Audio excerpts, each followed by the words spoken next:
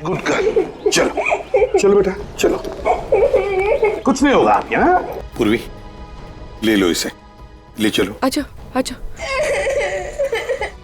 इसे पानी पिलाओ।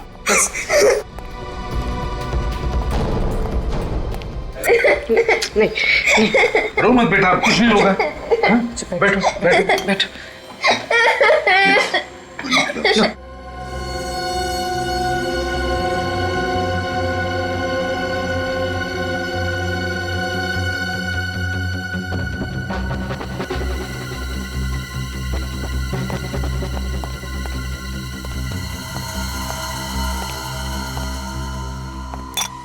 पूछो जरा, देखो कुछ बताती है क्या? हाँ? जरा प्यार से।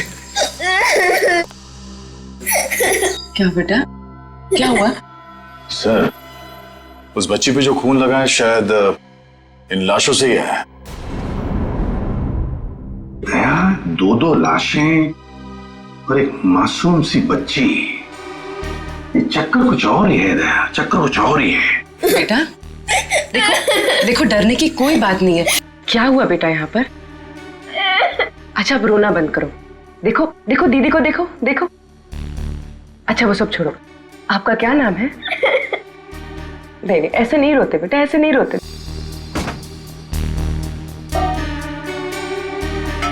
रजत, बाहर जाकर देखो, अच्छी तरह से देखो, देखो कुछ मिलता है क्या? Yes sir. हाँ, खूनी ने दोनों हथियार यहीं पे छोड़ा है सर। एक तो ये तार जिससे मनीषा का गला घोटा गया, और ये चाकू जिससे राज का खून किया गया सर। यह तुम्हें नहीं लगता ये खून किसी जान पहचान वाले ने ही किया है? देखो, ना कोई सामान बिखरा पड़ा है, ना कोई चीजें टूटी हैं, बस सिर्फ एक पर्दा बाहर जो गिरा है। अच्छा मुझसे बातें करो।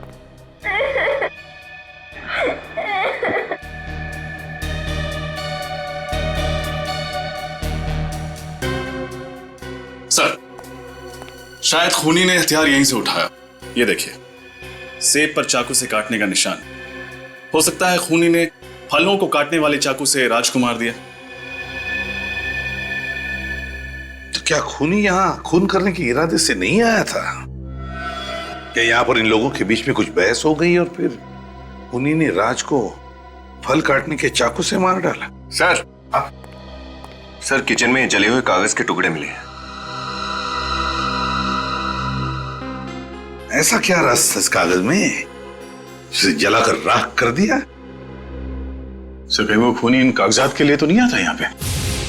हो सकता है, इसका राज तो साळुंकी ही बताएगा।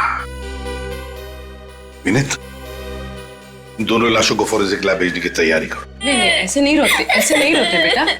अरे अरे, क्या हुआ बेटा? क्या हुआ? क्या हुआ? कुछ बताए? नहीं सर, अभी भी सर नहीं। अरे बहादुर बच्ची है, चलो मत रो।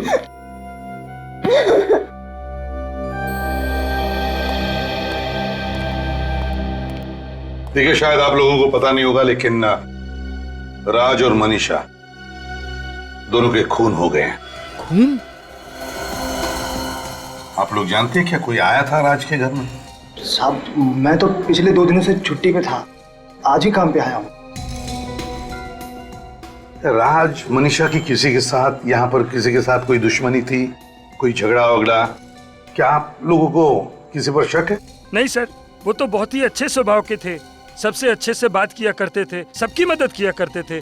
उनका कोई दुश्मन भी नहीं था सर। अगर उनका कोई दुश्मन नहीं होता तो शायद दोनों इस वक्त जिंदा होते हैं। सर, बाहर का तो पता नहीं, पर उनकी सोसाइटी में तो किसी से कोई लड़ाई नहीं थी और उनका आपस में भी कोई झगड़ा नहीं था। ये दोनों करते क्या थे, क्या काम करते थे? सर, राज तो आर्किटेक्ट था और मनीषा शायद किसी कॉल सेंटर में काम करती थी। ठीक है, अगर जरूरत पड़े तो फिर से आप लोगों को मिलेंगे हम। Thank you. जी साहब।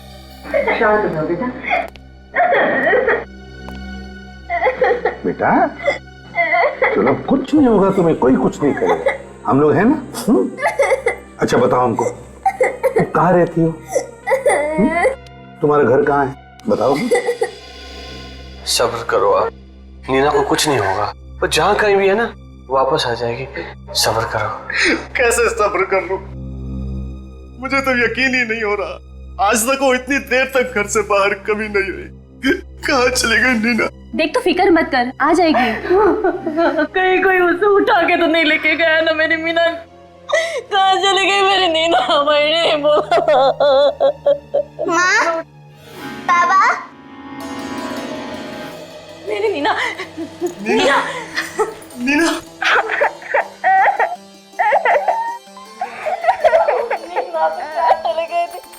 कहाँ चले गए थे बेटा? तुझे पता हम लोग कितने परेशान थे तेरे लिए। हमारे कलेजे का टुकड़ा है बेटा। आगे से कभी ऐसा मत करना बेटा, कभी ऐसा मत करना। बस बेटा, अब नहीं रो। हम लोग सीआईडी से हैं। आप लोगों को मेरी बच्ची कहाँ मिली? हर्ष बिल्डिंग में, फ्लैट नंबर 402। हर्ष बिल्डिंग? वहाँ कैसे पहुँच गई मेरी बेटी? आपको पता है वो फ्लैट किसका है? नहीं, हर्ष बिल्डिंग में हमारा कोई पहचान का नहीं रहता है। उस फ्लैट में 2 खून हुए और आपकी बच्ची भी हमें उसी फ्लैट में मिली। क्या? जी हाँ, उस फ्लैट के बालकनी में ये लटक रही थी और कपड़े खून से लथपथ हैं। आप लोगों को अंदाजा है क्या हुआ होगा? हे भगवान, तू वहाँ कैसे पहुँच गई? बता इन लोगों को कैसे पहुँच गई वहाँ पर? बता, तुझे कौन लेके गया था? क्या हुआ बताना बेटा, तू कहाँ कैसे गई? तुझे कौन ले गया था? बता ना बेटा। क्या पूछे? चुप क्यों है? जवाब दे। एक मिनट रहने दीजिए। अभी कुछ मत पूछिए बच्ची से, सदमे में है वो। हम लोग बाद में आ जाएंगे। बाय नीना बेटा।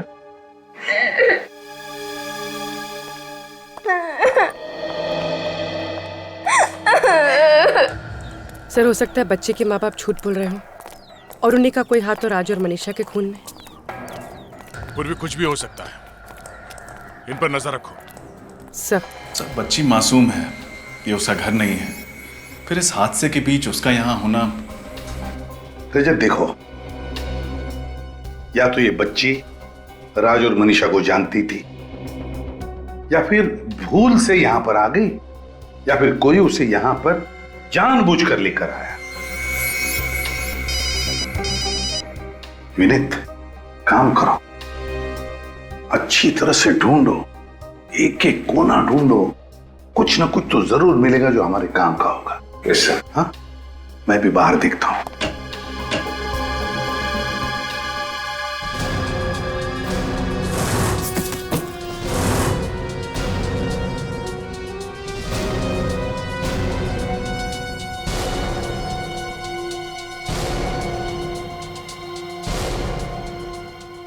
चाय 3 कप। सर, हाँ, पूर्वी का फोन था। बच्चे के माँ बाप का कहना है कि ना तो वो राज को जानते हैं, ना ही मनीषा को, बल्कि उन्हें तो ये भी नहीं पता कि उनकी बच्ची यहाँ पहुंची कैसे। रजत, ये खूनी जो भी है, मुझे तो लगता है राज और मनीषा को अच्छी तरह से जानता था। या तो उनका दोस्त हो सकता है या फिर कोई रिश्तेदार। ये देखो, 3 चाय के कप से चाय पीकर गए हैं तीनों लोग। सर, हाँ सर, ये पार्सल मिला है। डीएन कुरियर कंपनी से गगन नाम का कोई आदमी 4:15 बजे से यहाँ छोड़कर गया है। देखो जरा खोलकर, अंदर क्या है।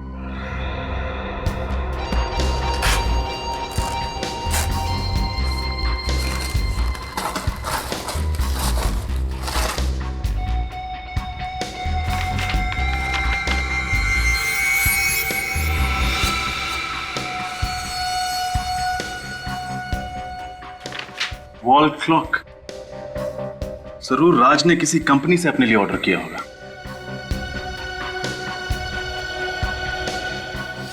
इसका एक ही मतलब है कि राज और मनीषा का खून 4:15 बजे के बाद हुआ है। नहीं सर, इस चाकू पे किसी भी उंगलियों के निशान नहीं है।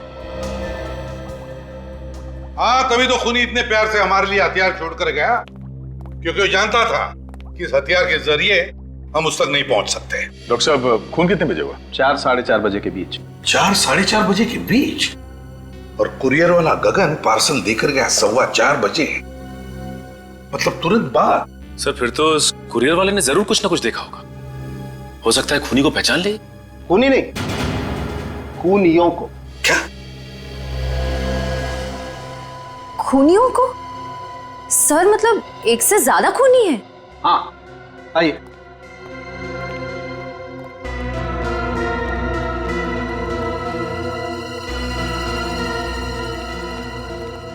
बॉस, ये जो 3 चाय के कप आप लोग वहां से लेकर के आए, ये चाय के कप तो यही कहानी कह रहे हैं कि वहां पर एक नहीं शायद 2 खूनी थे। मतलब डीएनए का रिपोर्ट आ गया? हाँ, इस कप में तो मनीषा चाय पी रही थी, लेकिन इन दोनों कप्स में ना तो राज चाय पी रहा था और ना ही वो बच्ची। मतलब 2 लोग थे, शायद एक ने राज को मारा और दूसरे ने मनीषा को। और सोलंकी, ये जले हुए कागज के टुकड़े, इनमें कौन सी कहानी लिखी है? बस वही कहानी पढ़ने का काम चल रहा है। तो फिर सोलंकी जल्दी से कहानी पढ़ ले, जल्दी से पढ़ ले, क्योंकि इन्हीं कागज के टुकड़ों में छुपी है उन खूनियों की पहचान।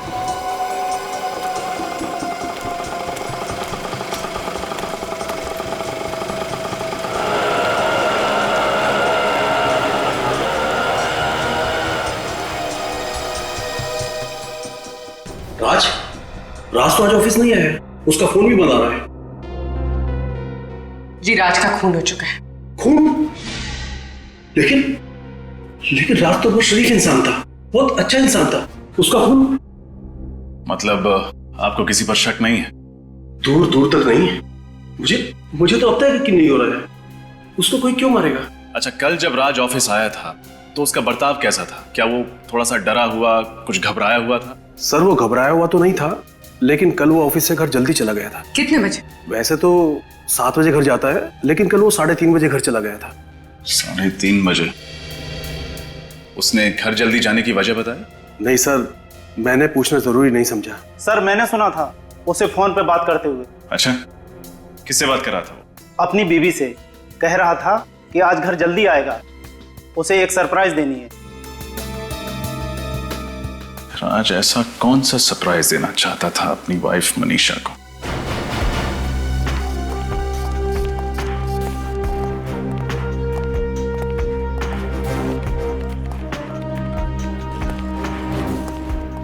आप लोग कौन है?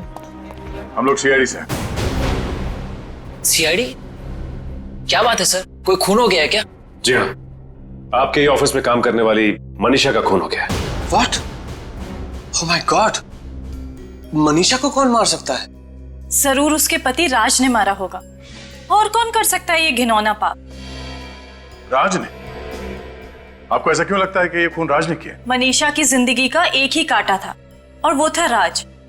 और मनीषा अक्सर मुझे बताया करती थी कि कैसे राज ने उसकी जिंदगी नर्क से भी बदतर बना दी है। लेकिन उनके पड़ोसी तो बता रहे थे कि उनकी लाइफ में कोई प्रॉब्लम नहीं, अच्छी खासी चल रही है लाइफ। और अगर मनीषा को राज ने मारा है तो फिर राज को किसने मारा? क्या राज और मनीषा दोनों का खून हो गया? जी हाँ। आप लोगों को किसी पे शक है?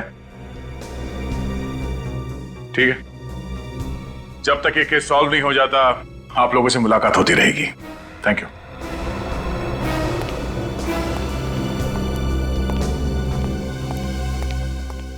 फिर कहीं ऐसा तो नहीं कि मनीषा को राज ने मारा और राज को किसी और ने मारा?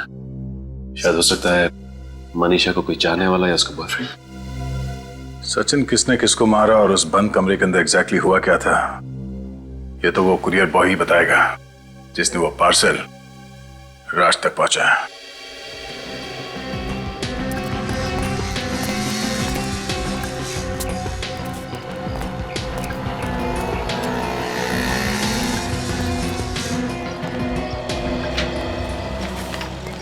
जी कहिए।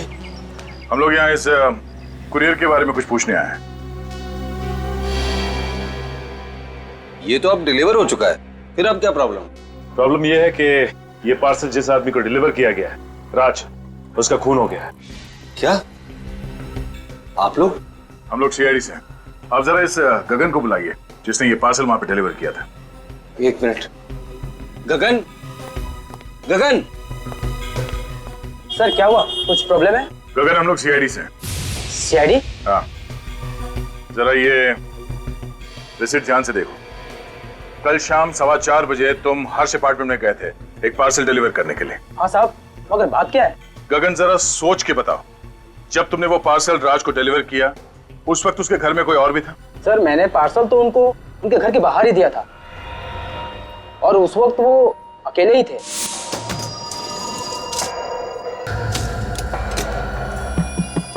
मनीषा, दरवाजा खोलो। सर मिस्टर राज आप? हाँ, अभी तक तो मैं ही हूँ। सर आपका courier. Thank you. Sir sign. Manisha, दरवाजा खोलो, मैं हूं। मैं भी हर बार भूल जाता हूँ कि एक डुप्लीकेट चाबी मेरे पास है।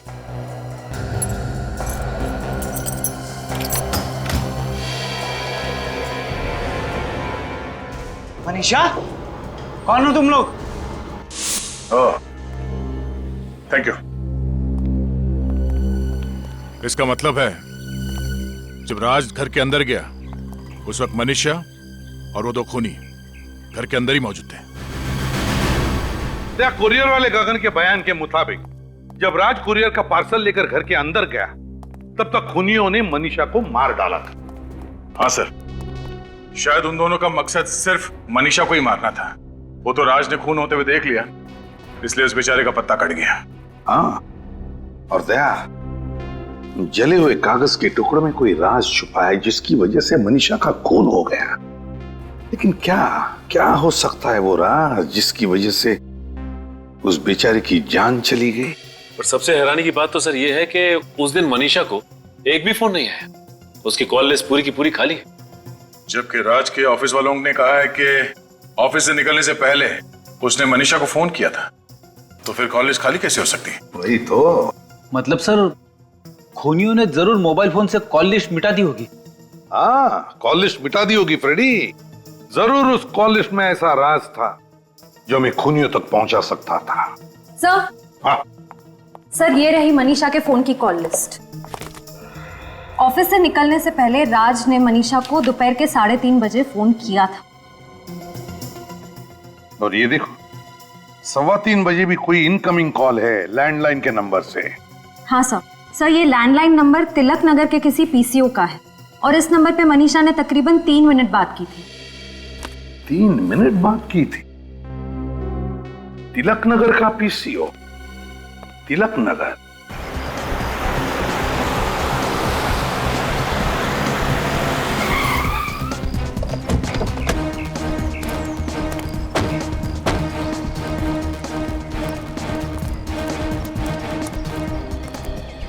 हाँ मेम साहब, हम सीआईडी से आए हैं, आपसे कुछ सवाल करने हैं। मुझसे? मगर मैंने तो साहब कोई खून होते हुए देखा नहीं है। मालूम है, लेकिन जो लोग यहाँ पे फोन करते हैं उनको तो देखा होगा आपने। साहब यहाँ तो पता नहीं लोग कितने फोन करने आते हैं, तो आप किसके बारे में पूछ रहे हैं? देखिए, 2 दिन पहले आपके पीसीओ से एक फोन किया गया था दोपहर के 3:15 बजे। नंबर था 10928933। क्या आप बता सकते हैं ये फोन किसने किया होगा? मैं तो आज के ग्राहकों की शक्ल पहचान नहीं सकता, तो ये 2 दिन पुरानी बात मैं कहाँ से याद रखूंगा साहब। अच्छा, तुमने देखा? कुछ याद है तुम्हें? नहीं साहब, मालिक मुझे 1 मिनट के लिए भी चैन की सांस नहीं लेने देते। ओए ऐसा कर, तू जा इनके लिए 3 चाय लेके आ सामने वाली दुकान से, जा। नहीं, चाय की जरूरत नहीं है। अरे जरूरत है ना साहब, तू जा लेके आ। सुनो। अरे साहब, मैं जानता हूँ कि वो फोन किसने किया था। तो फिर आपने पहले मना क्यों कर दिया? वो जो लड़का मैंने काम पे रखा है ना, है उसके सामने मैं ये राज उजागर नहीं करना चाहता था। राज? कैसा राज? आप जरा वो घड़ी उतारने में मेरी मदद करेंगे प्लीज?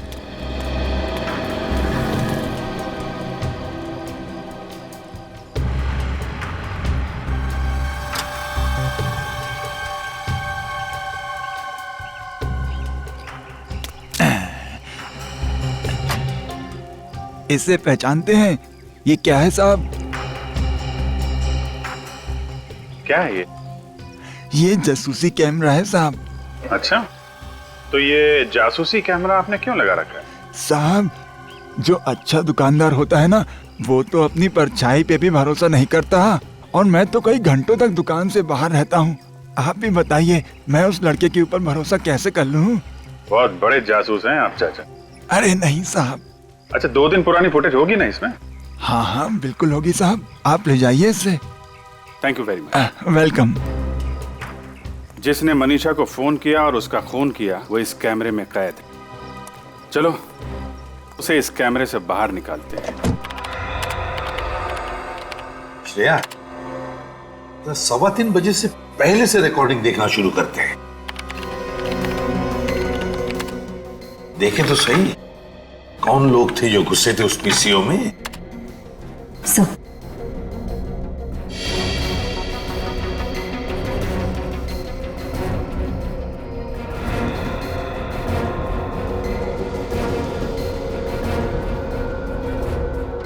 ये है वो दोनों जोड़ीदार जो मनीषा को फोन करने आए थे। पहले फोन किया और उसके बाद घर जाकर उसका खून कर दिया।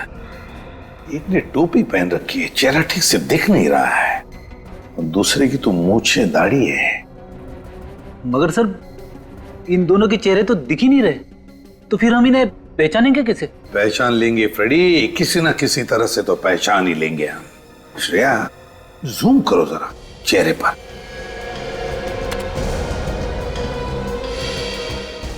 पिक्सलेट हुआ है, फिर भी कुछ तो है। फ्रेडी, तू बच्ची को लेकर आओ, नीना को। Yes sir. सर पता नहीं क्यों मुझे ऐसा लग रहा है कि इस आदमी ने जो कपड़े पहने हैं मैंने देखा है कहीं। देखा? कहां पर दया? चलो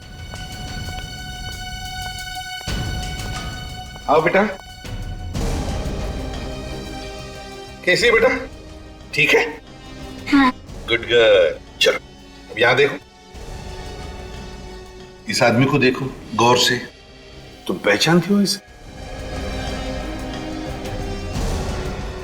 बोलो बेटा, तुमने इन्हें पहले कहीं देखा है? नहीं, मैंने कभी नहीं देखा। चलो कोई बात नहीं। सर याद है मैंने कहां देखा है? मनीषा के ऑफिस में सर। वहां पे वर्कर्स ऐसे ही यूनिफॉर्म पहन के घूम रहे थे। इसका मतलब है ये आदमी मनीषा के ऑफिस में काम करता है। तो फिर मनीषा का खून करने वाला ना सिर्फ मनीषा का कोई दोस्त या रिश्तेदार था, बल्कि उसके ऑफिस में काम करने वाला साथीदार। सर आप लोग यहाँ? मनीषा के खूनी का पता चल गया? हाँ पता चल गया है, इसीलिए उसे पकड़ने यहाँ पे आए हैं। खूनी ऑफिस में है सर? हाँ, इसी ऑफिस में। कौन? तुम्हारे ऑफिस का कोई ऐसा वर्कर जो नीले रंग का यूनिफॉर्म पहनता है। पर वो लोग मनीषा को क्यों मारेंगे? अब ये तो वही बताएंगे। ऐसे जितने भी वर्कर्स हैं यहाँ पे उन सबको बुलाइए जल्दी। किशोर एक काम करो, अभी जल्दी जाओ और सारे वर्कर्स को लेकर आओ।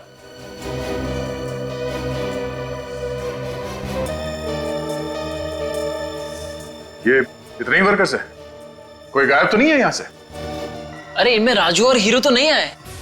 सर वो शायद गोदाम में है, अपना किशोर लेने गया है उनको। साहब राजू और हीरो कहीं नहीं मिल रहे हैं साहब। और मिलेंगे भी नहीं, क्योंकि यही वो दोनों हैं जो मनीषा के घर गए थे उसका खून करने के लिए।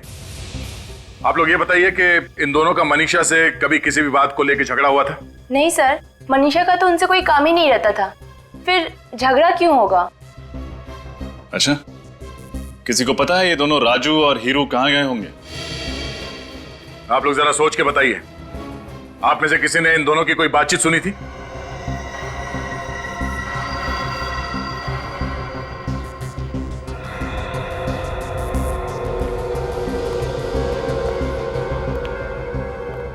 आइए। आप कुछ जानते हैं? हाँ? साहब मैं फंस तो नहीं जाऊंगा ना? नहीं, कुछ नहीं होगा। बोलो क्या जानते हो? साहब वो थोड़ी देर पहले मैं बाथरूम की सफाई कर रहा था तो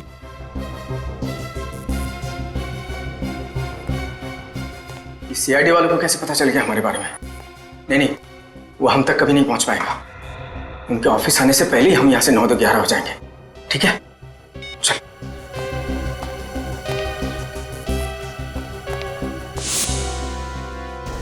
नौ दो 11 नहीं, सारी गिनती भूल जाएंगे वो दोनों। कहाँ रहते हैं लोग? क्रांति चौल। क्रांति चौल।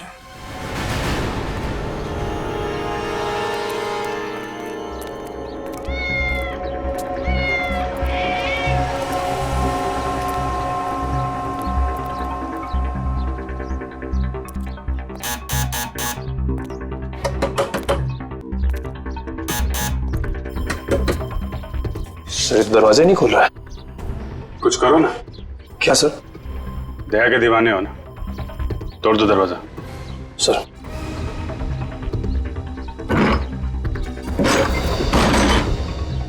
Oh no.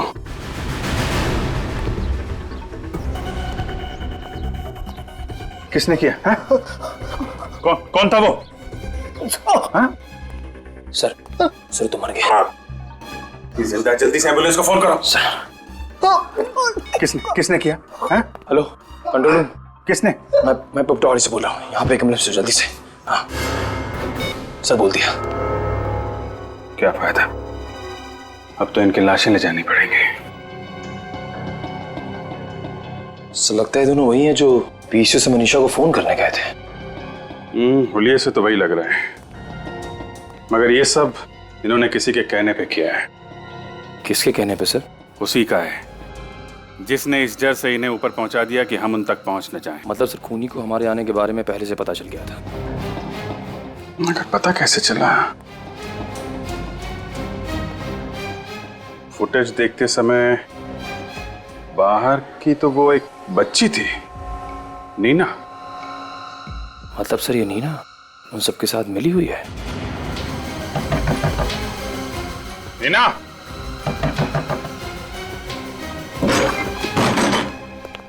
नीना,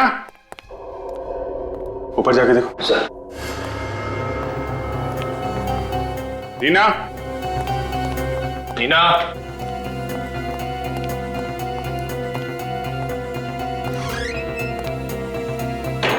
नीना,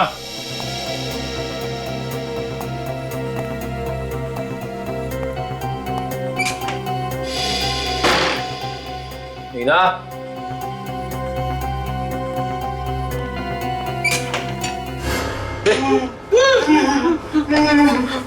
क्या हुआ?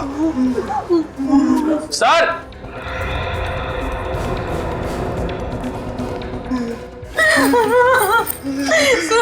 नहीं पता हमारी नीना का क्या है? कुछ नहीं होगा।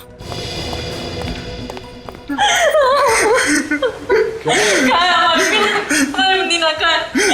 भगवान के लिए हमारी नीना को बचा लीजिए, वो लोग हमारी बेटी को मार डालेंगे। कौन मार देगा? हम लोगों को भी नहीं पता, हम लोगों ने उन्हें पहली बार देखा है। कितने लोग थे? एक आदमी और एक औरत, लगभग 30 साल के आसपास थे साहब। आप लोगों के सामने वो लोग हमारे पड़ोसी होने का नाटक कर रहे थे। तो पहले क्यों नहीं बताया आप लोगों ने? उन्होंने हमको धमकी दी थी कि अगर मुंह खोला तो वो हमारी नीना को जान से मार डालेंगे। अगर आपने सच्चाई पहले बता दी होती तो नीना सुरक्षित होती अभी। साहब हम लोग डर गए थे, भगवान के लिए हमारी नीना को बचा दीजिए। घबराइए नहीं, कुछ नहीं होगा नीना को।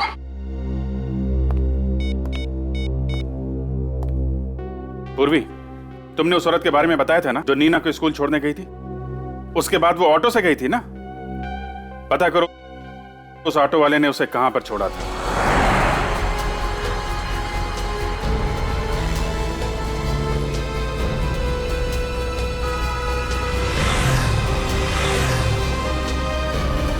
सर कुछ भी नहीं मिला, कुछ पता नहीं चला। चलो आगे देखते हैं, इन ऑटो वालों से पूछ लेते हैं। कहाँ गया? भाई साहब ये अरे भाई साहब चिंता मत करो, आपको जहां भी जाना होगा मैं आपको छोड़ कर आऊंगा। पर सुनो तो हमारी बात। अरे साहब मैं आपको कब से देख रहा हूँ कि आप एक एक रिक्शे वाले के साथ मगजमारी कर रहे हो। अरे साहब बैठो ना, मैं मीटर डाउन करता हूँ ना। तुम्हें क्या लगता है कोई ऑटो वाला सीआईडी वाले को मना करेगा? आप सीआईडी से हैं? जी, और हमें आपसे कुछ सवाल पूछने हैं। पूछिए ना। तुम ये बताओ, कल सुबह 8:45 तुमने किसी औरत को IIM स्कूल के सामने से लेकर गए थे? पोपटवाड़ी चाल में रहती है औरत। हाँ सर, छोड़ा था, लेकिन आपको कैसे पता? ओह, तो तुम ही हो वो। कोई कोई गलती हो गई क्या साहब? नहीं, तुम ये बताओ कि तुम्हें उस औरत के बारे में क्या क्या याद है? जहाँ तक साहब मुझे याद है, वो काली कलर की साड़ी पहनी हुई थी और उसके बाल बंधे हुए थे, और वो अपने बच्चे को स्कूल छोड़कर मेरे पास आई थी। अच्छा, तुमने उस औरत को कहाँ पे छोड़ा था? सब उस साइड में।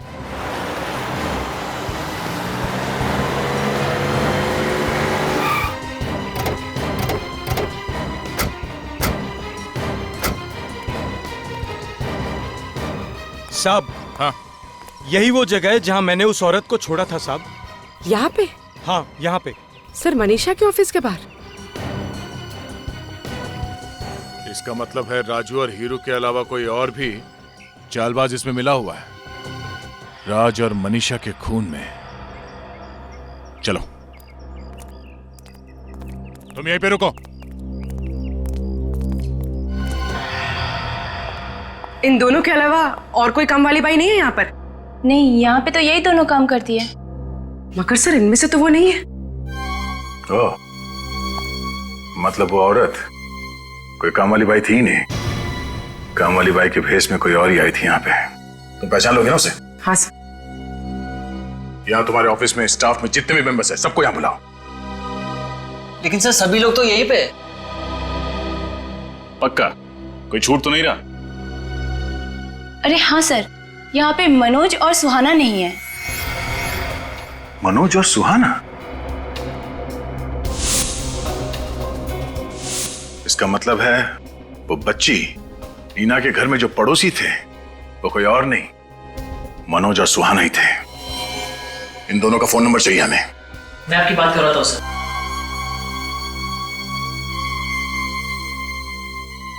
अंकल, आप ऐसा क्यों कर रहे हैं? मैंने तो आपकी सारी बात मानी है ना। तो एक बात और मान ले, मौत को गले लगा ले। नहीं, मुझे मत मारो, मुझे छोड़ दो प्लीज। तुझे छोड़ देंगे तो CID वाले हमें फांसी के फंदे पे चढ़ा देंगे। और हम मर जाएं, उससे तो अच्छा है कि तू मर जाए। मैं CID को कुछ भी नहीं बताऊंगी, मुझे छोड़ दो।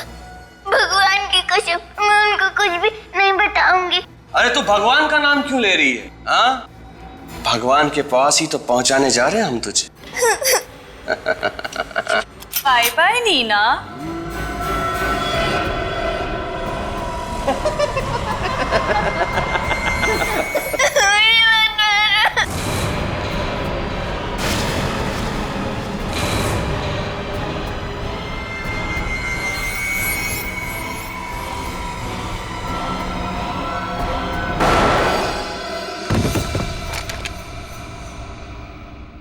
बच्ची पे गन तानता है, हाँ?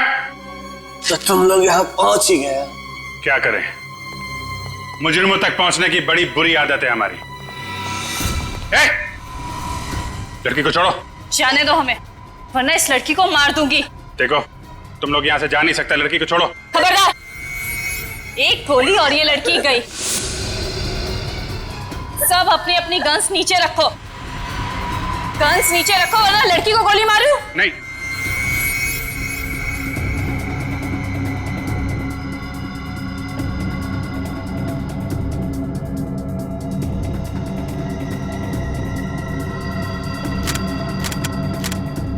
ओके, अब प्लीज लड़की को छोड़ दो। अरे इसे कैसे छोड़ दूं? यही तो हमारे जिंदा रहने की लॉटरी है।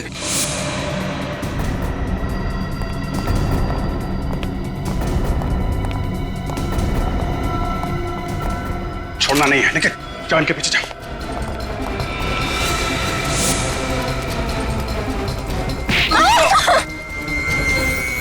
तुम निकल जाओ, तुम निकल जाओ, मेरी जगह में निकल जाओ। चल चल अंदर बैठ। पैर में गोली लग गई है, ठीक से चल नहीं पा रहा, फिर भी भागने की कोशिश कर रहा है। चल चल गाड़ी में बैठ।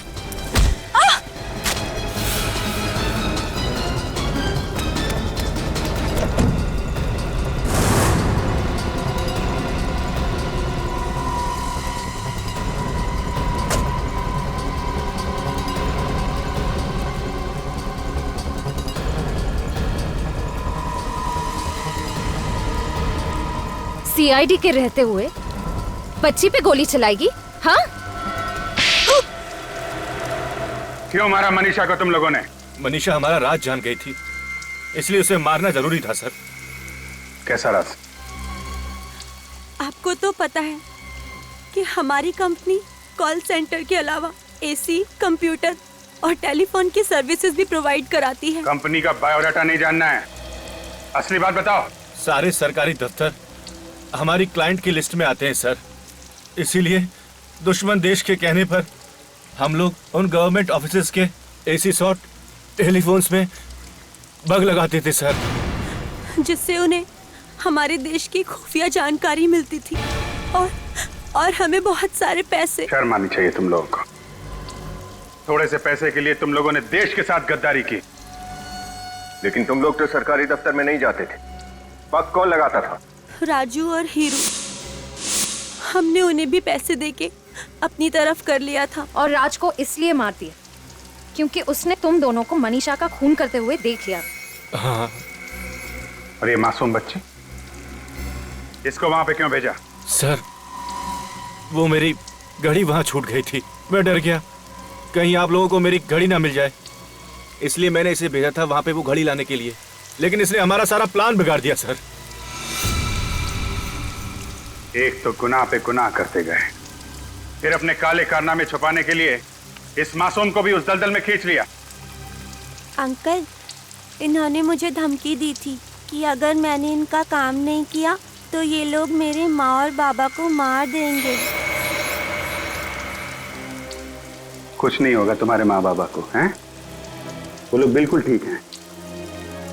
देखा ना तुमने, बुराई की हमेशा हार होती है और सच्चाई की जीत।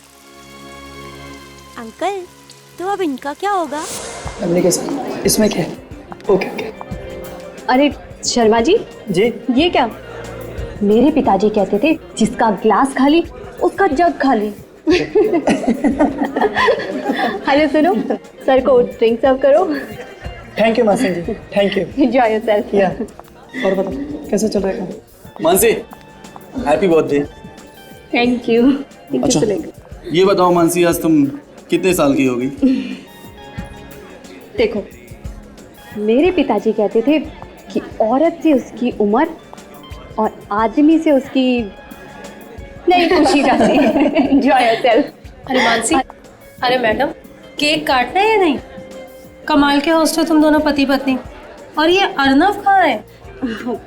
एक्चुअली बस वो स्टडी रूम में कुछ अर्जेंट काम कर रहे हैं, उसे खत्म करते ही वो बस आते ही होंगे।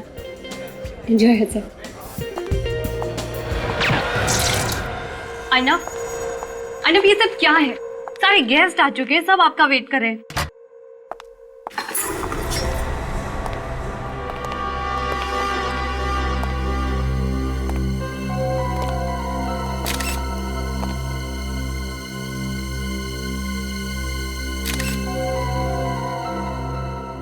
पलटाओ इसे। माय गॉड, अभिषेक बिल्कुल करीब से चेहरे पे गोली चलाई है। इसका चेहरा तो बिल्कुल बिगड़ गया है। सर, किसी ने भी गोली चलने की आवाज नहीं सुनी, साइलेंसर लगा के फायर किया गया है।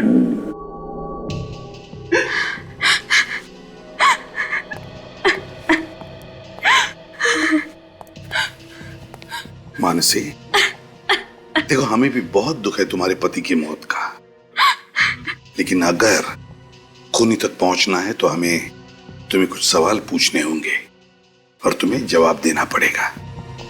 क्या तुम जवाब दे पाओगी? जी सर। अच्छा मानसी, बताओ कौन कर सकता है ये? किसी पर शक है तुम्हें? नहीं सर, यहाँ तो सब अपने। अच्छा, क्या अर्नव की किसी के साथ कोई दुश्मनी थी? नहीं सर, उसकी किसी से कोई दुश्मनी नहीं थी। अच्छा, जब सब लोग हॉल में थे तो अर्नव यहाँ क्या कर रहे थे? वो मेरे साथ पार्टी में बाहर ही थे, पर अचानक उन्हें कुछ काम याद आ गया और वो यहाँ आ गए। क्या अर्नव इस कमरे में अकेले ही आया था या उसके साथ कोई और भी था, या फिर कोई अर्नव से पहले या अर्नव के बाद में कोई इस कमरे में आया था? कुछ मालूम है तुम्हें? वो तो अकेले ही आए थे, बस मैं उन्हें ढूंढते ढूंढते ही आ गई और मैंने अचानक देखा कि सर। हाँ हाँ फ्रेडी, ये देखिए सर, जूतों की निशान यहाँ भी है और यहाँ भी है।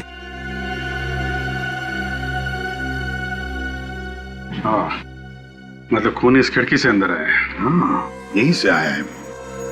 लेकिन अगर यहाँ से आया है तो फिर सिक्योरिटी गार्ड ने तो देखा होगा उसे। फ्रेडी, सिक्योरिटी गार्ड को लेकर आओ। Yes sir. सर, हाँ। तिजोरी खुली हुई है, चाबी लगी हुई है, अंदर कुछ कैश नहीं है और अंदर सिर्फ ये कपड़े जैसी कोई चीज है। क्या है ये? अरे ये तो पेंटिंग है अभिजीत, ये देखो, फटी हुई पेंटिंग। बड़ी अजीब बात है, तिजोरी खाली और उसमें सिर्फ एक फटी हुई पेंटिंग। चक्कर क्या है? मन से एक बात बताओ, क्या तुम लोग अपनी तिजोरी में कुछ रखते नहीं थे क्या? नहीं सर, तिजोरी में तो हमेशा पैसे रहते हैं और चाबी भी अर्नव के पास रहती थी। ये खून पैसों के लिए तो नहीं किया है? हो सकता है। अच्छा, इस पेंटिंग को देखो, क्या तुम इस पेंटिंग को पहचानती हो? नहीं सर, पर इस तरह की पेंटिंग खरीदना और बेचना अर्नव का बिजनेस था। अर्नव का बिजनेस था पेंटिंग्स खरीदना और बेचना? तो फिर ये पेंटिंग फटी हुई क्यों है? इस बारे में तो मुझे कुछ नहीं पता सर। सर, ये मोबाइल बाहर पड़ा हुआ था। सर, ये फोन तो अर्नव का है। अर्नव का? देखो जरा। सलाम साहब। बताओ, क्या पार्टी में से किसी को भागते जाते हुए देखा? नहीं साहब, मैं तो सारा दिन गेट पे ही था। अच्छा, कोई दूसरा रास्ता यहाँ से बाहर जाने का? नहीं साहब, दूसरा तो कोई रास्ता नहीं यहाँ से बाहर जाने का। ठीक है, जाओ। अगर कोई दूसरा रास्ता नहीं है तो इसका मतलब है ये खूनी यहाँ से भागा नहीं है, बंगले के अंदर ही है, मेहमानों में घुल मिल गया है। बाहर जाओ और एक एक मेहमान की अच्छी तरह से तलाशी लो, देखो कुछ मिलता है क्या। सर, इस फोन से आखिरी कॉल किसी तन्मय को किया गया था, मगर उसका फोन बंद आ रहा है। तन्मय? यस सर, मोबाइल कंपनी वालों को बोल दिया डिटेल्स निकालने के लिए।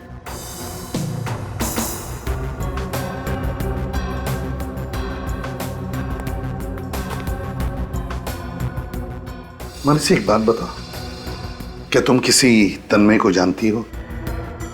नहीं सर, ये नाम तो मैंने पहली बार सुना है। अच्छा, क्या पार्टी में से कोई बीच में बाहर गया था या कोई बाहर जाके वापस आया? कुछ मालूम है तुम्हें? सर, बाकी सब तो यही थे, पर प्रमोद। प्रमोद? सर, प्रमोद पार्टी के बीच से गायब हुआ था सर। सर, किसी के पास कुछ भी नहीं मिला सर। किसी के पास कुछ भी नहीं मिला? ठीक है, काम करो फ्रेडी, जूते के निशान उठाओ। तुम में से प्रमोद कौन है? Yes sir. तुम प्रमोद हो? सर। पार्टी छोड़कर बाहर गए थे कहीं? हाँ। कहाँ गए थे? सर, पार्टी के दौरान तो मैं यहीं था, बस थोड़ी देर के लिए वॉशरूम गया था सर। वॉशरूम? 2 दिन पहले अर्नव के साथ झगड़ा हुआ था तुम्हारा? वो झगड़ा नहीं था सर, किसी इन्वेस्टमेंट को लेकर थोड़ी सी बहस हुई थी, इतना सीरियस भी नहीं था सर। सर, ये कैटरिंग वाले, इन्होंने किसी आदमी को भागते हुए देखा। अच्छा, कौन था वो आदमी? दिखने में कैसा था? सब मैं ध्यान से देख नहीं पाया था, अंधेरा काफी था, बट चेहरे पे गॉगल्स लगाया हुआ था, टोपी पहना हुआ था, एंड करीबन इतना लंबा होगा, मुझसे थोड़ा सा लंबा। विजीत चलो चलो, इतनी छानबीन करने के बाद कुछ तो हाथ लगा। काम करो फ्रेडी, इसे लेकर जाओ और इससे स्केच बनवाओ, और फिर वो तिजोरी की चाबी, वो पेंटिंग, जूते के निशान और जगह जगह से उठाए गए उंगलियों के निशान, सब के सब जल्दी से जल्दी फोरेंसिक लैब भेज दो। भूखा बैठा है उधर साड़ू के।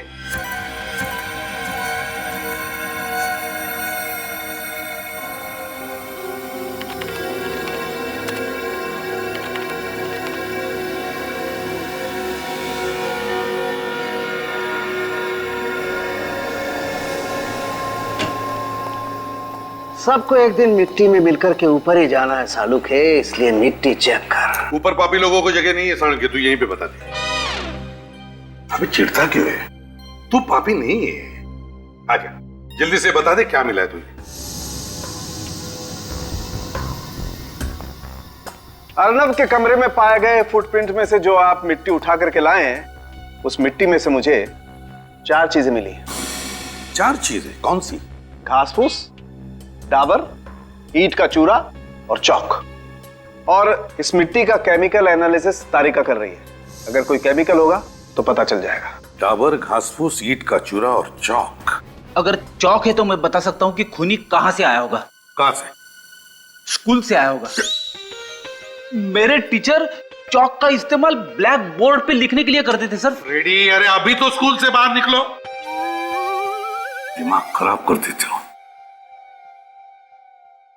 डाबर, घास फूस, ईंट का चूरा और चौक, ये चारों चीजें एक साथ कहां पर मिल सकती है? सर बारिश की वजह से इन दिनों घास फूस तो हर जगह उगी हुई है। हाँ विनीत, मगर सिर्फ घास फूस ही नहीं ना, डाबर, ईंट का चूरा और चौक और घास फूस, यार ये चारों चीजें एक साथ किसी कंस्ट्रक्शन साइट पर मिल सकती है या फिर किसी फैक्ट्री में। और फैक्ट्री भी ऐसी जो बंद पड़ी हो। हाँ, बंद फैक्ट्री। सर विसोला इलाके में काफी सारी बंद फैक्ट्रीज हैं। विसोला तो बहुत बड़ा इलाका है सर, तो वहां पे बहुत सारी फैक्ट्रीज है, तो हमें पता कैसे चलेगा कि कौन सी फैक्ट्री में जाना है? वो फैक्ट्री जिसमें ग्लिसरॉल का इस्तेमाल किया जाता है।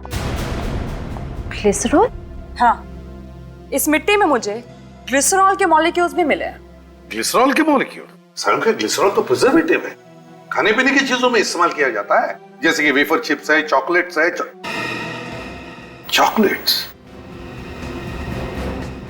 चॉकलेट्स और विसोला।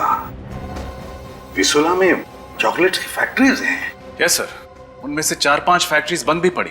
सचिन, विसोला जा और पता लगा। और इस तन्मय के बारे में क्या पता चला? सर उसका मोबाइल अभी बंद ही है। तन्मय को क्या लगता है मोबाइल बंद रखने से सीआईडी वालों को पता नहीं चलेगा कि वो कहां पर है? उसके घर परिवार दोस्तों से पता लगा उसके बारे में। पूरी कुंडली निकालो इस तन्मय की, पूरी कुंडली। Yes sir. और वो फटी हुई पेंटिंग किसी आर्ट एक्सपर्ट को दिखाओ। हो ना हो ये पेंटिंग ही हमें उस खूनी तक पहुंचाएगी।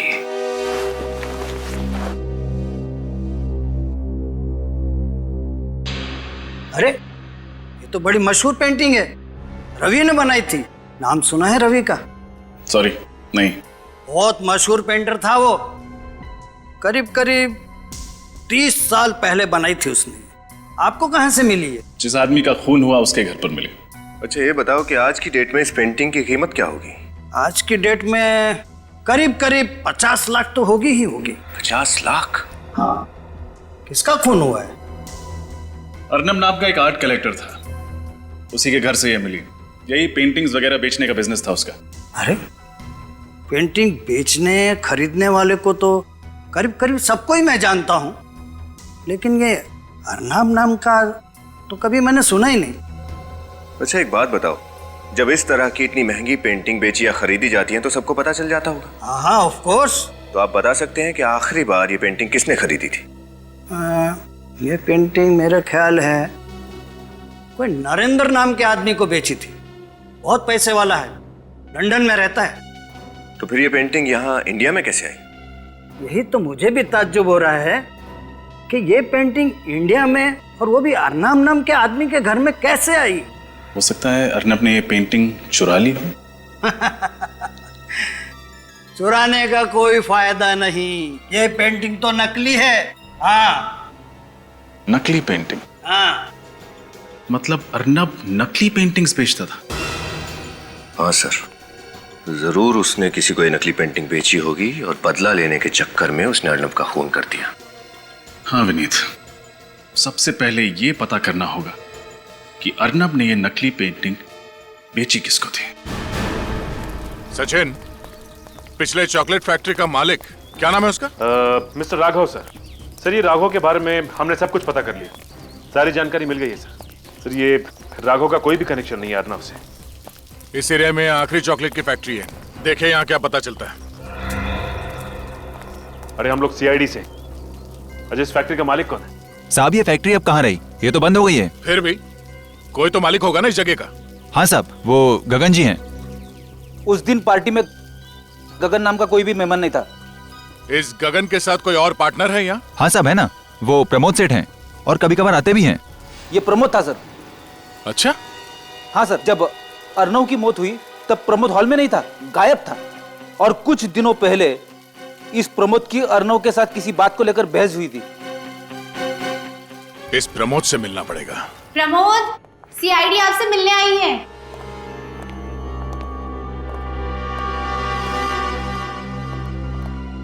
हमें आपसे कुछ पूछना है। देखिए, मुझे जो बताना था मैंने बता दिया है। आप लोग बार बार मुझे परेशान क्यों कर रहे हैं? सीआईडी किसी को परेशान नहीं करती, परेशानी का हल निकालती है। जो कुछ आपसे पूछा जाए चुपचाप सीधे सीधे उसके जवाब दीजिए मिस्टर प्रमोद, समझे? पूछिए। रेडी? घर की तलाशी लो। ओके। 1 मिनट, मैंने आपसे कहा हमारे काम में दखल अंदाजी मत कीजिए, वरना आप वाकई परेशानी में पड़ सकते हैं। वैसे प्रमोद जी, आप कह रहे थे कि आप पहले वॉशरूम में गए, उसके बाद वहां से चलकर हॉल में आए जहां पे पार्टी चल रही थी। मतलब आप स्टडी रूम में गए नहीं, है ना? नहीं। पक्का? पक्का। तो फिर आपके फुटप्रिंट्स स्टडी रूम में कैसे पाए गए? फुटप्रिंट्स? हाँ, फुटप्रिंट्स, पैरों के निशान स्टडी रूम में कैसे? सर, कमरे में से ये गन और ब्रीफकेस मिली है, और ब्रीफकेस में से पैसे। क्या कहना मिस्टर प्रमोद, क्या है ये सब? सर, मैं मानता हूं कि मैंने झूठ बोला। मैं वॉशरूम का बहाना करके अर्नब के स्टडी रूम तक गया था सर। मतलब आपको पहले से ही पता था कि अर्नब स्टडी रूम में? नहीं सर, मैं जब हॉल की तरफ जा रहा था तो खिड़की में मैंने अर्नब को देखा। और उसी खिड़की से तुम अंदर घुसे, उसे गोली मार दी और फिर चुपचाप वहां से बाहर निकल गए, क्यों? नहीं सर, मैंने अर्नब को नहीं मारा सर। तो फिर क्या करने गए थे उसके कमरे में तुम? हाँ? मैं तो ये पूछने गया था सर कि मुझे उसने नकली पेंटिंग क्यों बेची। तो उसने क्या कहा? जवाब ही नहीं था सर उसके पास, फ्रॉड कहीं का। उसके बाद मैंने उससे अपने पैसे मांग लिए सर। और उसने पैसे देने से इनकार कर दिया, है ना? हाँ सर, मैंने उससे धमकाया, पुलिस में जाने की बात की, कोर्ट में केस करने की बात कही, तब जाकर सर वो ढीला पड़ा। फिर उसने मुझे पैसे दिए और मैंने पेंटिंग वहीं फाड़ कर फेंक दिया सर, ताकि वो किसी और को धोखा ना दे सके। और फिर उसी खिड़की से तुम बाहर आए, बैग को जाके गाड़ी में रखा और पार्टी में आके शामिल हो गए। हाँ सर, मैंने अर्नब को नहीं मारा सर। मुझे मेरे पैसे मिल गए, मैं अर्नब को क्यों मारूंगा सर? इस अर्नब ने किसी और के साथ भी ऐसा ही फ्रॉड किया था? हाँ सर, फ्रॉड किया होगा, वो तो फ्रॉड ही था। और हाँ, जब मैं अर्नब के स्टडी रूम में घुस रहा था तो मैंने उसको फोन पर किसी से बात करते हुए सुना। तुम जानती नहीं हो मैं कौन हूं। मैं चाहूं तो तुम्हें किसी भी वक्त बर्बाद कर सकता हूं। इससे भला इसी में है कि तुम मुझे ब्लैकमेल करना बंद कर दो, समझी तुम? तुम्हारी कही हुई बात सच निकली तो तुम बच भी सकते हो, अगर झूठ है तो तुम्हें सीआईडी से कोई नहीं बचा सकता। सचिन, रिवॉल्वर को बैलिस्टिक में भेज दो। सर। अमिल, क्या रिपोर्ट है बैलिस्टिक का? सर, अर्नब को जो गोली लगी है वो प्रमोद की गन से नहीं चली। अच्छा सर, हो सकता है खूनी कोई और हो जो प्रमोद के कमरे से बाहर जाने के बाद कमरे के अंदर गया, उसने अर्नब को मारा और फिर पार्टी में शामिल हो गया। तो पार्टी में जो गेस्ट आए थे उनकी सारी डिटेल्स तो मंगवाए हैं ना? Yes sir. सर, किसी पर शक की कोई गुंजाइश नहीं है सिवाय तन्मय के। ये तन्मय खटक रहा है मुझे। इस तन्मय के मोबाइल फोन से उसके घर का पता चला? हाँ सर, मोबाइल कंपनी ने जो एड्रेस दिया था हम वहाँ गए भी थे, लेकिन वहाँ तन्मय नाम का कोई आदमी नहीं रहता। गलत एड्रेस, चालाकी कर रहा है। वो केटरिंग वाला लड़का भी कह रहा था ना कि उसने किसी को वहां से भागते हुए देखा। सर, कहीं ये आदमी तन्मय तो नहीं? ये तन्मय ही है। तन्मय ही है। वो ऐसे होगा कि जिस तरह से अर्नब ने प्रमोद को नकली पेंटिंग बेचकर फंसा दिया, उसी तरह से उसने तन्मय को भी नकली पेंटिंग बेचा। लेकिन जब प्रमोद को पता चला तो प्रमोद ने अपने पैसे उससे वापस लिए। लेकिन जब तन्मय अर्नब से पैसे वापस लेने गया, तब अर्नब के पास पैसे ही नहीं थे। बस गुस्से में आकर तन्मय ने अर्नब को गोली मार दी। हाँ सर, उसका तो धंधा ही था सबको फंसाने का। और सर, ये प्रमोद कह रहा था कि जब वो अर्नव के कमरे में घुस रहा था तो उसने अर्नव को किसी से फोन पे झगड़ते हुए सुना। झगड़ते हुए? किसके साथ? सर, वो एक लड़की है, उसका नाम शीला है, उसका एड्रेस है हमारे पास। शीला? अच्छा, तो शीला से जाकर मिलो और उससे अच्छी तरह से पूछताछ करो, अच्छी तरह से। ये शीला ही हमें बताएगी कि ये तन्मय है कौन। शीला, शीला, शीला, शीला। सर,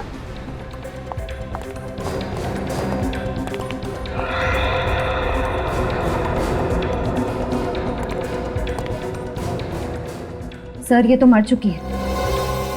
सर ये देखिए, गोली लगी है। सर, एक बात समझ में नहीं आ रही है, ये शीला अर्नव को ब्लैकमेल कर रही थी। अब ना अर्नव रहा ना शीला, दोनों ही मर चुके। इसका मतलब कोई तो है जो अर्नब और शीला दोनों को अपने रास्ते से हटाना चाहता था। और वो जो कोई भी है रजत, शीला उसे अच्छी तरीके से जानती थी। ये देखा, दोनों कप में चाय है, मतलब वो दोनों यहां बैठ के चाय पी रहे थे। फिर किसी वजह से शीला किचन की तरफ गई होगी तो उस आदमी ने पीछे से गोली मार दी। चेक करो घर को अच्छी तरीके से। सर, कमरे में से ये मोबाइल मिला है। अच्छा, कॉल लिस्ट चेक करो। सर, काम नहीं कर रहा, डेट है। सर, ये डिवोर्स पेपर्स देखिए। शीला किसी गौरव की पत्नी थी। इन पेपर्स पे कोर्ट की मोहर नहीं लगी है, मतलब डिवोर्स प्रोसीडिंग अभी चल रही है, डिवोर्स फाइनल नहीं हुआ है। गौरव, कहीं शीला की मौत में इस गौरव का तो हाथ नहीं? मिस्टर गौरव, हम लोग सीआईडी से हैं। सीआईडी? जी कहिए। कहेंगे आप, पूछेंगे हम। सचिन, फ्रेडी, घर की तलाशी लो। बट मैंने किया क्या है? अपनी पत्नी का खून। क्या?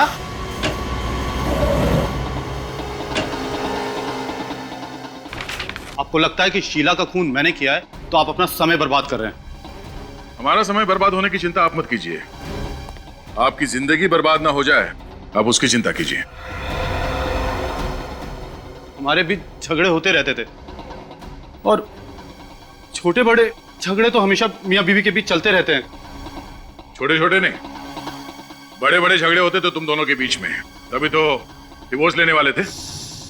जी? क्या मैं डिवोर्स का कारण जान सकता हूं? उसका कारण ये है, ये देखिए sir.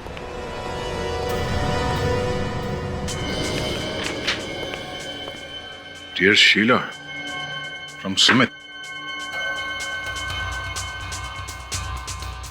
Love letters, love cards. ये सब क्या है गौरव जी? शीला का किसी और से अफेयर था, वो किसी और से प्यार करती थी। और हर पति को जिस तरह नाराजगी होती है, तुम्हें भी हुई, बल्कि तुम्हें नाराजगी नहीं हुई, तुम इस बात को बर्दाश्त नहीं कर पाए और तुमने शीला का खून कर दिया। ये बात सच नहीं। शुरू शुरू में मुझे नाराजगी हुई थी, फिर मैंने सोचा कि जब हमारी बनती नहीं तो साथ रहकर क्या फायदा। तो फिर ये कार्ड्स और लेटर्स कहां से आए? ये उस वक्त के हैं जब शीला का न्यू अफेयर हुआ था, तब वो यहीं रहती थी। कल रात कहां थे? कोलकाता। अभी 2 घंटे पहले की फ्लाइट से वापस आया हूँ। अगर आप चाहें तो मेरा बोर्डिंग पास और टिकट चेक कर सकते हैं। हम बाद में देख लेंगे। पहले ये बताइए कि क्या आप जानते थे कि आपकी पत्नी शीला अर्नब को जानती थी? अर्नब? ये नाम तो मैंने पहले कभी नहीं सुना। अच्छा, ये सुमित, इसका नाम तो सुना होगा। क्या जानते हैं आप इसके बारे में?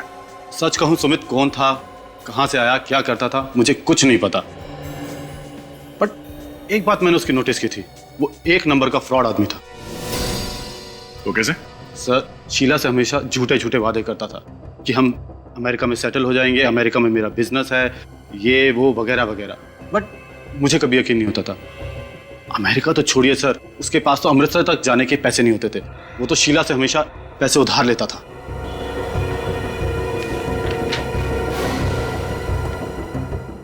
सुमित सच बोल रहा है या फिर ये गौरव? ये तो सुमित से पूछताछ करने के बाद ही पता चलेगा।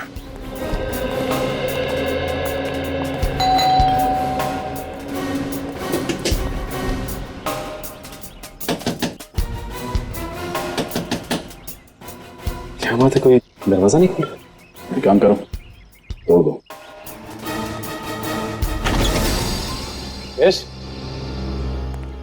मिस्टर सुमित, हम सीआईडी से, तुमसे कुछ पूछताछ करनी है। मैं सुमित नहीं हूँ, मैं संजय हूँ, सुमित का रूममेट है। सुमित से मिल सकते हैं? होता तो मिलवा देता। मतलब? मैडम, वो 1 घंटा पहले अपना सामान लेकर यहाँ से चला गया, तो कैसे मिलवाऊं? सचिन शेर, तलाशी लो। हैं? तलाशी क्या? चुपचाप खड़े रहो। इधर आओ। सुमित किधर गया तुम्हें पता? मैं सुमित का रूममेट हूँ, गार्डियन नहीं। मुझे बता के नहीं गया। उसने कभी शीला नाम की लड़की के बारे में तुम्हें बताया? उसका अफेयर चल रहा है शीला के साथ, बट एक्चुअली उसे शीला में इंटरेस्ट नहीं है, उसकी दौलत में इंटरेस्ट। तो उसका कोई फोटो दिखा? Sorry, no photos. सुमित घर में नहीं, लगता सारा सामान लेके निकल गया। सुमित दिखता कैसा, उसका हुलिया बता। सुमित एवरेज हाइट, मोस्टली वो क्लीन शेवन रहता है, अच्छे बच्चे की तरह। उसके छोटे छोटे ब्राउन बाल हैं और गले पर एक गहरा निशान है। सर, फॉरेंसिक रिपोर्ट के मुताबिक शीला को जो गोली मारी गई है वो .35 कैलिबर की है। क्या? शीला को .35 कैलिबर की गोली मारी गई? शीला को .35 कैलिबर की गोली और अर्नब को .45 कैलिबर की, तो क्या इन दोनों के खून दो अलग अलग गन से हुए हैं? सर, हो सकता है दोनों के कातिल ही अलग अलग हैं। रजत, ये भी तो हो सकता है कि कातिल एक और गन्स अलग अलग हो। बहुत बड़ा कंफ्यूजन है सर। एक तरफ अर्नव शीला को धमका रहा है कि वो उसे कंफ्यूज। रेडी, एक मिनट, जरा सोचने दो। शीला के टेलीफोन की डिटेल जांचिए। हाँ सर, आखिर में शीला ने सुमित से बात की थी, पर सर चौंका देने वाली बात यह है कि सुमित का नंबर और तन्मय का नंबर एक ही है। मतलब सुमित और तन्मय एक ही आदमी है? ऐसा कैसे हो सकता है? अर्नव के घर पे केटरर ने जो तन्मय का हुलिया बताया था और सुमित के दोस्त ने जो सुमित का हुलिया बताया था, दोनों में जमीन आसमान का अंतर है। ये अर्नव और शीला के बीच में क्या कनेक्शन हो सकता है? सवाल तो बहुत है विनीत, लेकिन इसका जवाब वो तन्मय ही दे सकता है। तन्मय। सर, एक और बात, पिछले 24 घंटों में शीला को 15 कॉल किए गए, विजय नाम के किसी आदमी ने। पिछले 24 घंटों में शीला को 15 कॉल्स किए किसी विजय नाम के आदमी ने? तो फिर इस विजय का पता लगा, उठा उसे। हो सकता है ये तन्मय का तीसरा रूप हो।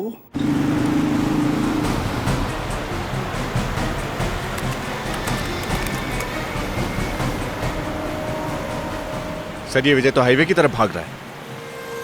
लगता है इस शहर से भागने की तैयारी में है। तो हम भी उधर ही चलते हैं। एक बार वो शहर से बाहर भाग गया तो उसे पकड़ पाना मुश्किल होगा। सर, मुझे लगता है कि ये विजय और तन्मय एक ही आदमी है और दूसरे फोन से ऑपरेट कर रहा है। एसीपी साहब भी यही कह रहे थे। ये आदमी भेस बदलने में माहिर है, अपना मर्डर वेपन, अपनी गन भी बदलते रहता है। तो एक फोन नंबर बदलना उसके लिए कौन सा मुश्किल काम है? सर, ये विजय रुक गया। कहां पे? यहां से करीब 1 किलोमीटर दूर। अभी देखता हूं उसे।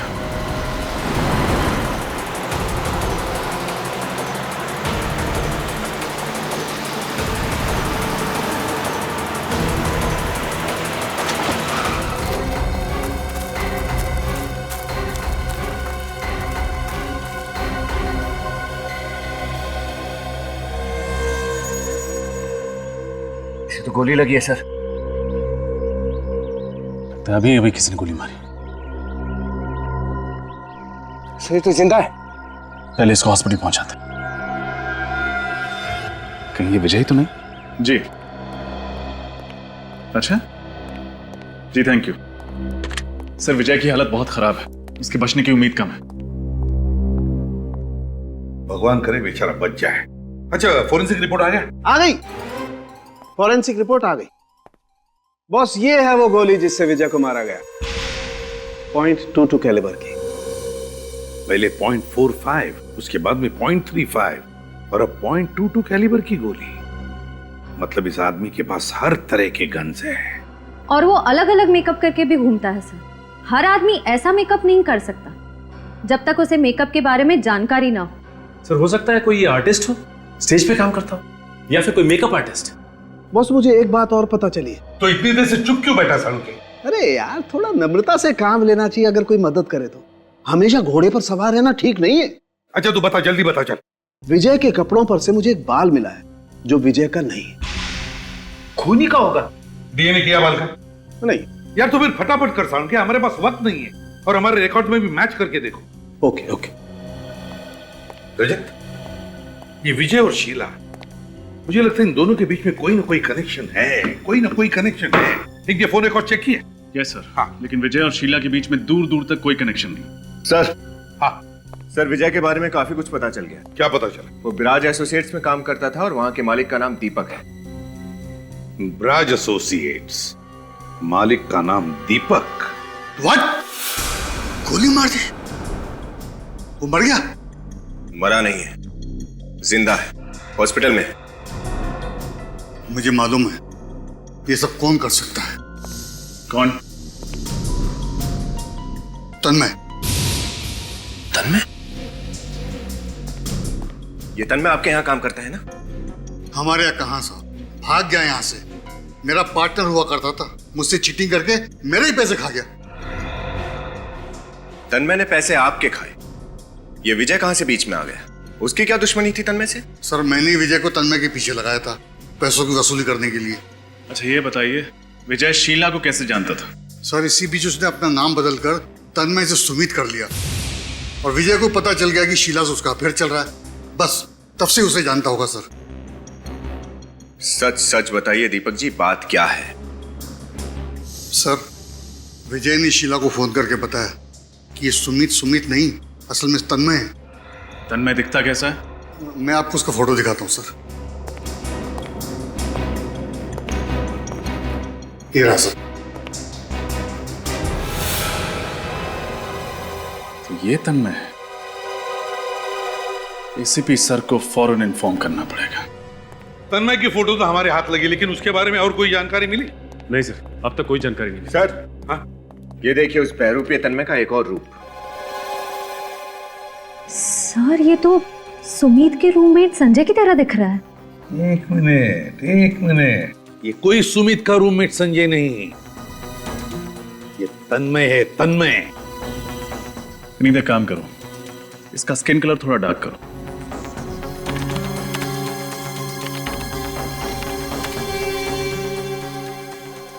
अब इसके बाल ठीक करो, इसके स्पाइक्स हटा दो।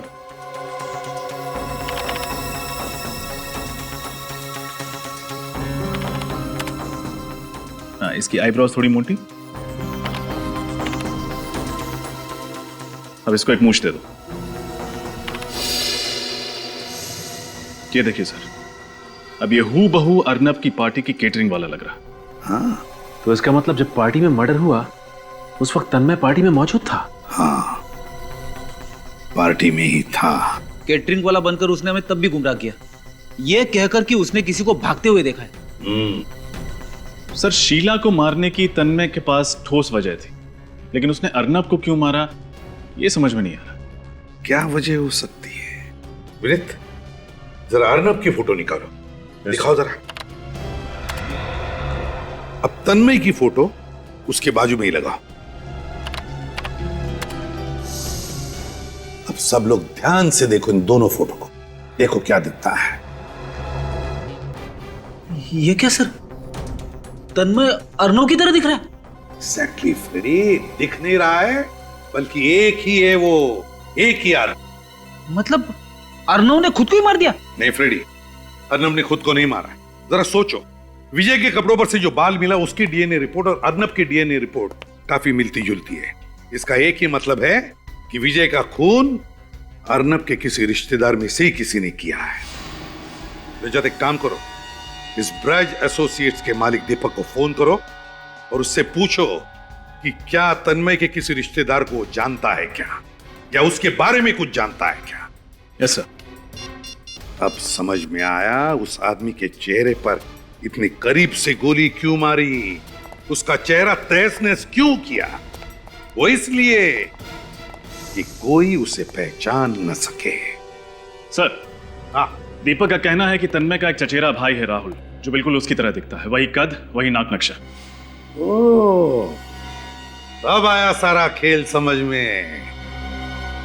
राहुल तन्मय की तरह ही दिखता है, तो तन्मय ने राहुल को अर्नब बना दिया और उसे मार डाला ताकि लोगों को लगे कि अर्नब मर गया है, और अब खुद तन्मय राहुल बनकर आजाद घूम रहा है। अच्छा, ये दीपक राहुल का पता जानता है? यस सर, वो राहुल का पता जानता है, क्योंकि 1 साल पहले राहुल उसी की ऑफिस में नौकरी करता था। बस फिर देर किस बात की, उठाओ इस अर्नब उर्फ तन्मय को और पहना दो हथकड़ियां।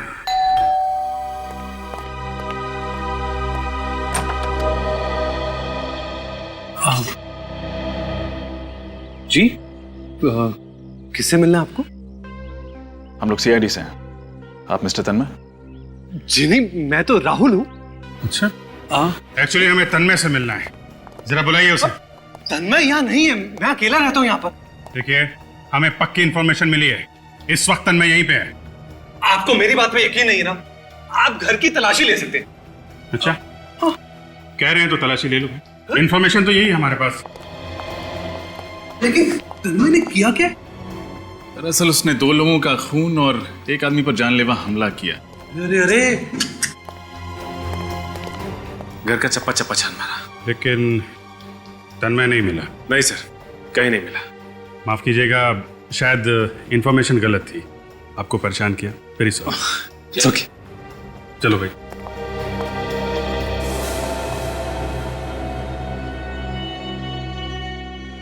लगते तो यही है। हाँ सर। बुरा मत मानिएगा, अब कहीं आप ही तन्मय तो नहीं है? ये आप क्या कह रहे हैं? आपकी शक्ल तन्मय से काफी मिलती जुलती है। वो एक्चुअली हम लोग कजन है ना, तो अच्छा, आपको अगर मेरी बात पे यकीन नहीं है तो ये लीजिए, मेरा ड्राइविंग लाइसेंस चेक कर लीजिए, या मेरा पैन कार्ड या पासपोर्ट। आप चाहे तो मेरा डीएनए टेस्ट करा सकते हैं। नहीं, उसकी कोई जरूरत नहीं है। एक्चुअली आपकी शक्ल बिल्कुल मिल रही थी, इसलिए सॉरी आपको डिस्टर्ब किया, वेरी सॉरी। है इट्स ओके।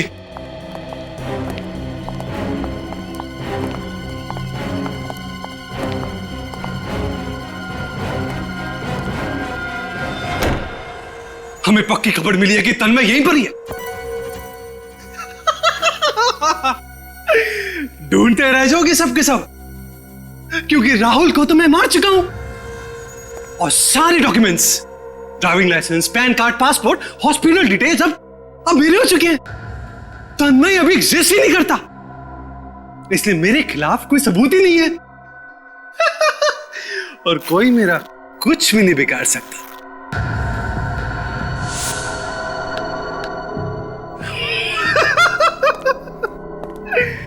रूप बदलने में मैं माहिर हूं, और सीआईडी को पता नहीं चलेगा कि मैं कौन से रूप में कब था। मैं हूं कॉन मैन, और सीआईडी यही सोचती रह जाएगी कि वो कौन सा मैन था। मिस्टर कॉन मैन, वो मैन कौन था हमने पता लगा लिया है।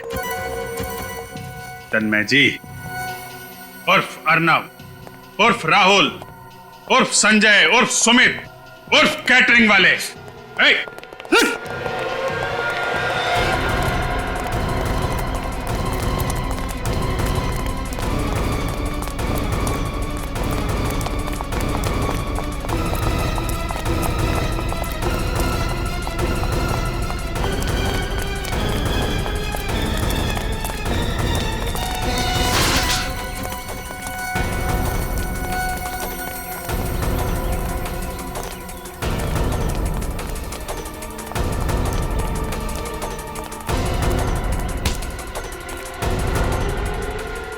बहुत भाग लिया।